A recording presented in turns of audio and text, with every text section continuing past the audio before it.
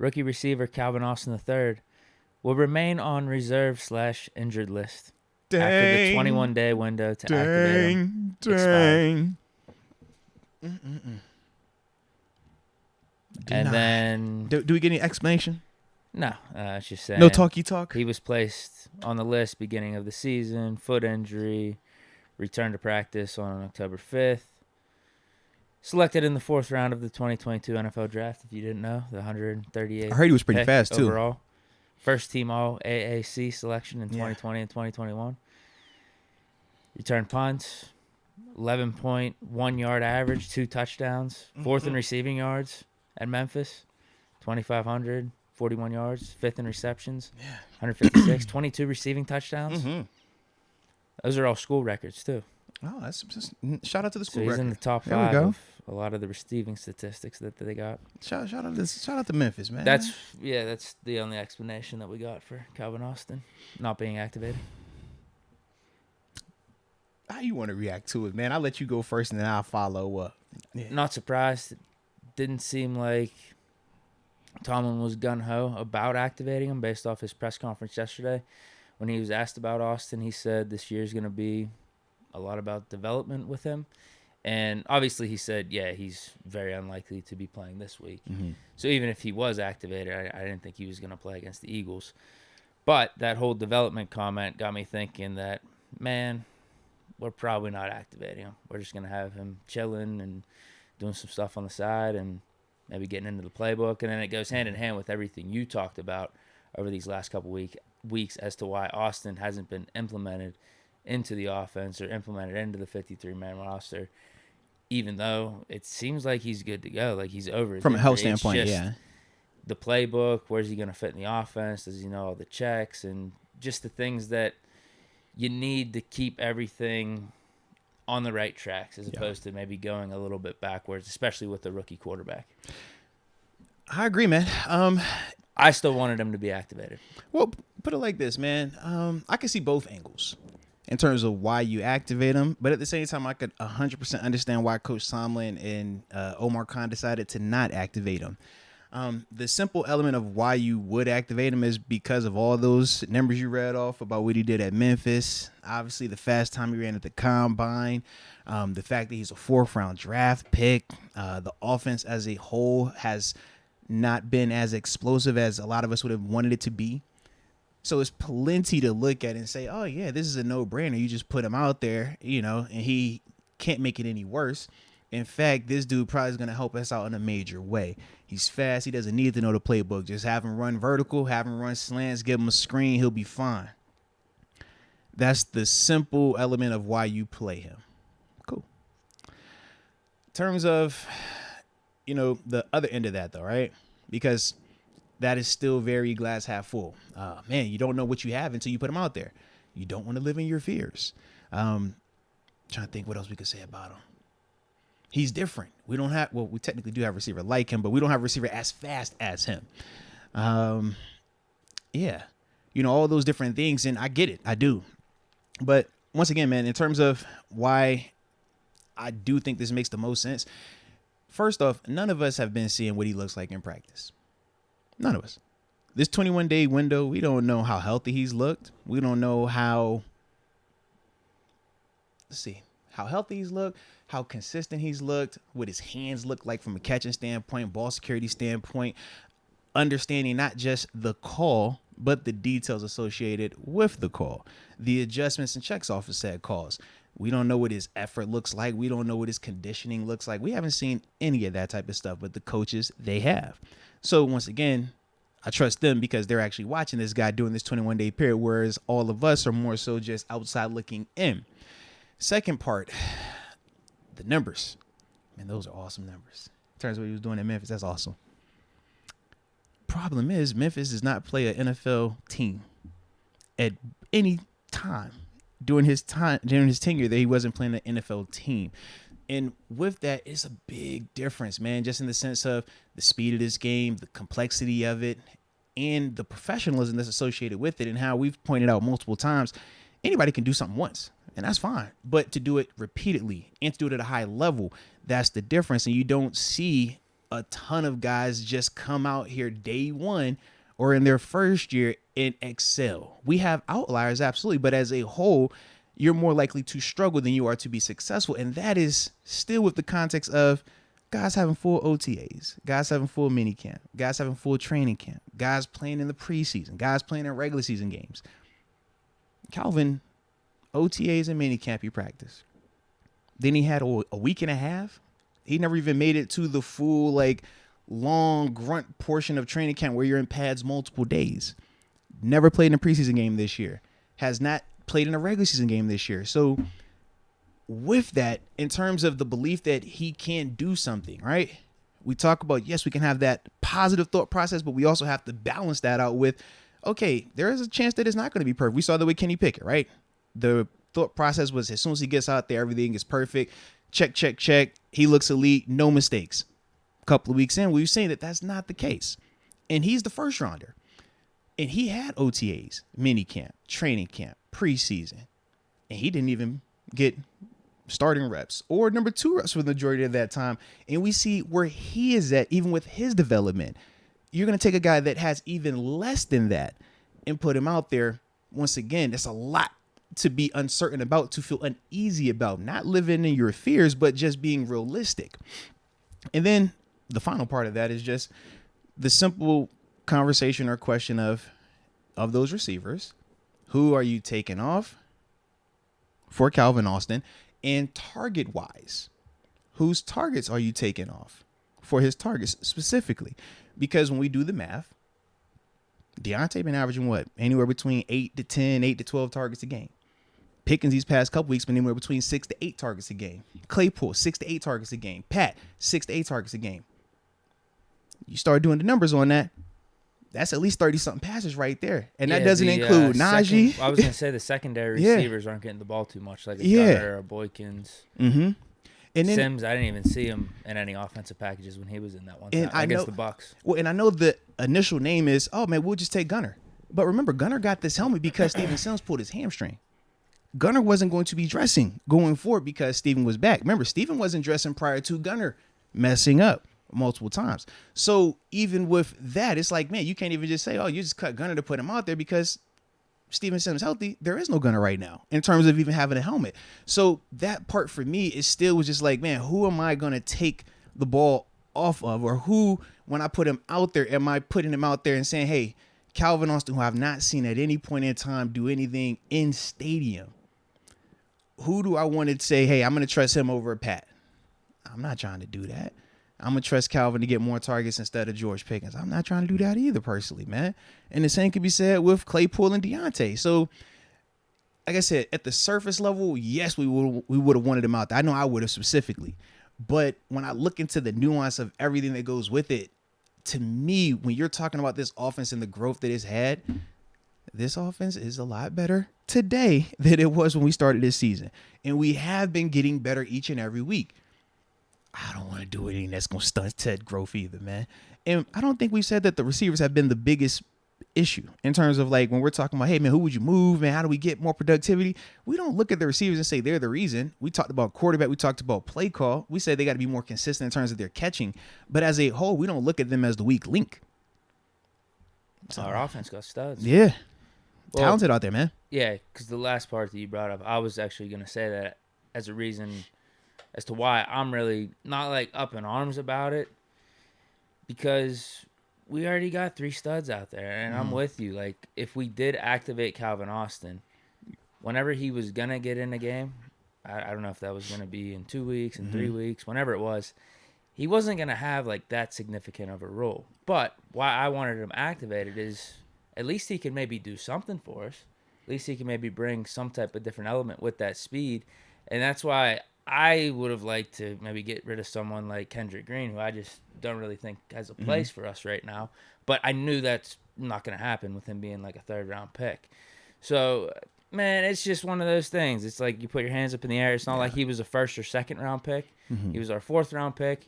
We already got 3 really good receivers out there. We got a Muth. We got a Najee. So it ain't the end of the world. It's just something I would have liked to see. But I understand all the reasons why, because there could be a whole – and it could be really annoying to hear, too, from the fans, if Calvin Austin isn't getting the ball. It could be like that whole Tavon Austin type element yeah. where you're just trying to force him the ball because he's it's this just like, what we gadget doing? player. He's got Yeah. this different type of speed, but then it is stagnating the offense. Yeah. So I'm with you on that. Like, that could be a case, but then the case could also be Calvin That Austin comes in there and takes the balls top out. off the defense and does some really good things. But we already got really good players. I'm with you on And- that. So it's not the end of the world. It's just something I would have liked to see. And we talked about some of the nuances of, not saying that he doesn't know, but the check analogy, right? Man, go out there and just run fast vertically. Okay, cool. Until we see this nickel corner is cheating, he's about to blitz. I need you to cut your split down and get in front of this dude to make the block. Did you get that check? I'm not going to spell it out in the sense of, hey, we running 37 away. No, I'm going to give you a code word. Do you understand what that means? Do you understand where you need to adjust your alignment to? And then after said all of that, which is the easy part, can you actually go out there and execute that play in terms of actually cutting off this guy, making the block, whether it's protecting on the run or protecting this quarterback on a play action pass, because we do some of those things. In fact, we do a lot of play action pass. So those are things that are legitimate, and none of us on this chat, none of us on this microphone can say without a shadow of a doubt that we have seen him do that consistently at this level, because none of us have. And that is legitimate. But the other element, though, that I thought of specifically with Calvin, because that other part is he's fast. Speed kills at this level. It does. But does speed mean you're going to be a good receiver? What was the dude who was in Cincy? John Ross. He's pretty fast, right? Yeah. He was elitely fast, in fact. Did he set a record on in terms of how rookie fast he 40? ran. Yeah. How much productivity did he have, though? Sporadic. Not much, though. We already talked about Dre Archer. Different position, running back, but once again, one of them super fast electric dudes. And at the same time, we could point to guys that are fast that have produced. Tyreek Hill. 100%. We know who he is, man. We've seen his element. That's the one thing with Calvin Austin. We could probably just look at and say, I think this is going to translate, because he's got the cuts and he's got that type of route running where I think he's able to put it all together. But we think that based on Memphis tape. That's all. Once I see it in the preseason, once we see it in the regular season, or whenever we see it versus NFL talent, man, it ain't going to be hard to sell it, but it has to look real. Otherwise, it'll be no different than any of these other players that we, have high expectations for, but then you put them out there in a situation where they're not prepared, and then within 2 to 3 weeks, we're over here like, yo, this player sucks, we need to get rid of him. I think we would like to avoid that if we could. And it sounds like, man, for Coach Tomlin, they don't want to, they don't want to put him out there if he's not ready. So got to trust them on that one, man, at least from my perspective. Who are the guys that haven't been activated? I know Green's been one of them. Mason has been Gunner. one of them. It's been Gunner. It's been Steven Sims. One of them two who have typically been inactive. Mark Robinson on defense. He's been inactive. It's really been around like 4 to 5 each game because we've had injuries going into the games also. So we haven't had a full slate of inactives on game day. Yeah, and I'm with you. I don't think you cut Gunner or Sims just bringing up Calvin Austin. Yeah. The two guys I would be thinking of is Mason and Kendrick Green. Absolutely. I don't know if I'd want to cut Mason, though, because it goes back to the whole thing of we saw how quick things can change if Kenny gets hurt and Mitch is your next guy up, and then all it takes is one injury for Mitch, and then who do you got? You're picking up a dude off the streets instead of having a guy like Mason Rudolph, who I think could get you out of some stadiums if you need to. Absolutely. For like a week or so. Absolutely. And John Doe, shout out to you, man. Yeah, Kendrick Green would be the guy. I just don't think they're doing that because he was a third-round pick, and that's a bummer. So for John Doe, you asked, so why did we draft him? Well, you drafted him because you want to see, can he come in here and beat these guys out? Can that speed translate to the NFL level? Can the stuff that he did on tape in college, can he do it at the NFL level? The problem was he got hurt. Yeah. So you're asking a coaching staff and a team to make a decision on a guy with blind faith. Professionals in the NFL don't do blind faith. We need you to show me. And then you need to repeat that process multiple times, and then we believe you.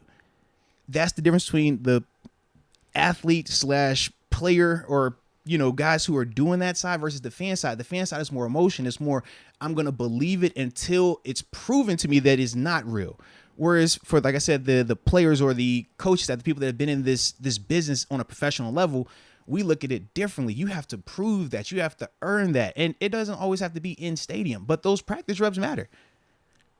Before publicly y'all knew how good Martavis Bryant could be at the NFL level, We already knew that 4 or 5 weeks in advance because he was doing it in practice. Before L. Bell started out year 2 cooking everybody in the regular season, we was hollering about that in OTAs because he was already showing that in practice. Kenny Pickett, we heard about the praise that he was getting in training camp this year because he was making some throws in practice. So then when it got to game day, it wasn't a surprise. It was like, okay, it's dope to see that you can actually carry this over from practice to the game and do it on the big stage. But you first got to make those plays in practice. Every player that has made it in this league, Brady, Big Ben, Rodgers, Von Miller, Michael Parsons, TJ Watt, JJ Watt, Minka Fitzpatrick, Jesse Bates, anybody that we want to name, all of them, the plays that you see them make on Sundays, Mondays, Thursdays, they make them same plays in practice. And at some point in time have had to make those to prove how good they could be before they got out there on Sunday. So just because you're drafted does not mean that you have a right to get out there. No, you got to earn that. You got to go out there and prove it. And ultimately, when you're drafted, your job is to go out there and take somebody else's spot. So that's why you draft them. Unfortunately, he wasn't able to execute that this year. But like you said, the injury does matter. So going forward, we'll see what that looks like next year. But that's at the root of why you draft him, but why you make this decision at this stage as well. So here were the inactives for last week. It was Mason, Akello. So one of the corners that we have up on the 53 are going to be definitely taken off to at least inactive. Who knows, maybe cut later on in the season. But I could see why you don't want to make that move right now because Witherspoon's injury. Oh, he's coming back once his ham's his hammy's good. He'll be back. Yeah, but we don't know with him just yet, like when he's coming back. That's why I was going to say that could be an option. Would Akello make one of those guys. Akello makes week 5 right now, then, right? Huh? This would be the 5th week then for him. I mean, it's been a while. Yeah, I'm losing count. This would be the 5th week because let's see, Buffalo, no. It was it was after the Browns game. It was after the Browns game. So, yeah. So it was Jets. Did he miss the Jets game? Buffalo, Jets, Miami. So this makes number 4 right here then. No, who are we missing? I'm not missing a game. I'm drawing a blank on the schedule right now. Hold on, let me see. Let's see. 4 or 5. It's been a while. Yeah. But that's why you wouldn't make that move of cutting one of the extra DBs, yeah. Like Josh Jack. Didn't we call up another dude? Was his last name Wilson? Quincy Wilson, and then Elijah Riley. He was the other one. So I could see why you wouldn't want to do that just because you want to have that extra secondary depth in case any of these dudes go down. Because they've been, I mean, even like a Cam Sutton or Levi Wallace, could they re-aggravate something? Levi Wallace just had a shoulder. Well, and Sutton's been dealing with the hammy the past couple of games. Made him miss the second half of, was that Buffalo? Was it Buffalo or the Jets game? He came out and then he missed the following week with the Cam hammy. Sutton? Yeah. And then he came back. So yeah, he's been dealing with the hammy. And yeah. So yeah, it has the 4 games for Akello, Jets, Buffalo, Tampa, and Miami. Appreciate you, Michael Tiger. Appreciate you on that. So yeah, this would be number 5 if he's not out there. You're not doing that. Mark Robinson, nope, you're not getting rid of him. So Kendrick Green is the only guy, I would say. And then what's your interior offensive line depth like right now? It's not amazing, but no, in terms of personnel, not that big of a believer in Kendrick Green. No, I hear you on that, but just in terms of personnel, I do think that matters to it. Oh, I understand. That's exactly why they're not going to cut him. Right. There's that, and also he's a 3rd-round pick. Yeah. So they weren't going to do it. So I understand why they're not making the Calvin Austin move or the Calvin Austin from the activation. personnel part. I do. I would just like to see him. It's just one of those things. If he is going to get in at some point, well, it's not going to be this crazy role. I'm with you on that. Would it have been worth it to you? Studs. Would it have been worth it to you? A 5 to 10 play package where you know he's going to get targeted. So every time he's out there for those 5 to 10 plays, does he have to get targeted, or he's going to be a part of the action though? Yeah, part of the action, whatever. But that's what I'm saying. Or whatnot. So if you're not even going to target him on some of these plays, then so now we're saying 5 to 10 plays, but you're not even the focal point for those specific small packages. Is that worth some of those other guys? Kendrick Green, I guess that's the one in particular. But yeah, I guess you're taking in those instances because we are still seeing Gunner out there. It'd basically be putting him in for Gunner on offense. No, don't think of Gunner just as a receiver because he is not. When Gunner, I agree. And also, but he's an asset. But this was also, but this was Steven Sims gets hurt. But this was the other dynamic that a lot of people missed. We think of Gunner as the return man. We talked about him going out there having a nice return this week when Steven Sims wasn't available. When Gunner was not the return man last week, he played Gunner and he got tackles. And at this level, a tackle a game on special teams, we get you double-digit tackles, which have you in the Pro Bowl. Danny Smith loves guys that get tackles at gunner. Gunner shows that he's not just a return man, not just a receiver, but he can actually cover kicks. Calvin Austin right now, we're seeing return man exclusively, right? We haven't seen his ball security in terms of when he's catching these kicks, right? Punts and kicks. We talked. Oh, no, I wouldn't even want him return. Yeah. Man, because we'll stick with Steven Sims. Okay. And now you're talking about you're just going to be playing receiver then, right? Because we haven't seen him cover any kicks. We don't know if he can tackle because he's a wide receiver. Why would he be able to tackle? Until you have to go out there and work it. A guy like Gunner at this level, Danny Smith, he has receivers, offensive players after every practice. You're going to hit the sled. You're going to learn how to tackle. But once again, Calvin Austin was injured, so he didn't get a lot of those reps either. Gunner does. So once again, even though we're looking at Gunner and thinking him exclusively as a returner, even if he is not in that role as a starter, he can still help your roster in other areas on special teams. So when you're talking about the 5th, the 6th wide receiver potentially, you don't just keep that guy on active for 5 to 10 plays of offense if he's not going to be featured in some capacity. And that's why I'm saying, like, he would have to be targeted. I get it. Yeah. There's a lot of murkiness with this. And Gunner, too. Now, I don't know what's going to happen when Sims gets healthy again, who they're going to have on the active roster. Maybe they have them both up there. I don't know what they're going to do. It's going to get interesting, maybe man. if our secondary gets healthy, they can afford to drop some of those backup guys, right? Because Gunner knows what he's doing on offense, and Kenny Pickett loved him in the preseason. So there's that element to it. It's just one of those things. Calvin Austin's got the 4.2 speed. I'd like to see what that element could bring to this offense. But it ain't the end of the world. Yeah. I'm with you in terms of, like, I'm not up in arms about this. Like, this is a stupid decision or anything. It's like, nah, if it was just me, I'd like to see him. I'd put Kendrick Green down and bring Calvin Austin up. Well, and not only do I respect that, man, I even like the fact that you have an alternative. Because that's the thing. It's like, if you're going to do it, who? And you already got your guy. So I like that. I'm with it. Like, I ain't tripping. Now, is that the smartest decision? I don't know. I would like for me. I wouldn't. It's almost like I'd rather just pick up another guard if we were in that type of trouble, right? Than have Kendrick Green start if Dawson went down. See, you get what I mean? I mean, I hear you. I don't always agree with it though. Like, I get you. Kendrick Green's been in the system and everything, and it's not that easy. Well, and that's the thing. Does he have bad plays? Yes, but are there still plays where I can point to and say, "Hey, we can still get out of a stadium with that"? Yeah. And at this stage of the season, when you're talking about, oh, we'll just get somebody off the street. We look around the league and we have this conversation. Well, we still have a guy we could go to, a guy or two we could go to. Yeah. But it would have to be really bleak to go to Green because we go like Hassenauer and there's probably like another backup guy we could go to that has versatility at both tackle and guard. I can't remember anyone's name right off the top of my head, but you get my point. Yeah. That would be my solution. But again, even if we did activate him, it wouldn't be anything crazy. I told you, you get him out there for some formation, like I said, specific man, plays. You got to target him. You got to. Otherwise, you're wasting him. That's kind of how I look at it, man. But I'll also this, too. Just because a guy's fast, does that always mean that he's going to win every time? No. And the reason I was asking that is because Tyreek Hill, fastest guy in the NFL, arguably, right? Yeah. Devin Bush. Is he fastest guy in the NFL? Devin Bush? Yeah, Devin Bush. No. Top 5? Not in the NFL. He's got some speed, though. Oh. Okay. For a linebacker. He was matched up with him a couple times, actually, man. Held his own, too, man. Ran with him. I'm trying to start the depoy candidacy for Bush. No, I'm just saying, though, because the speed, though. It's, as long as you got speed, you can always win. Terrell Edmonds, how fast is Edmonds? He's pretty fast. Is Edmonds 4.2? He's not that fast. Is Edmonds the fastest guy in the league, arguably? No. Top 5? No. Definitely like top 5 safety speed, though, right?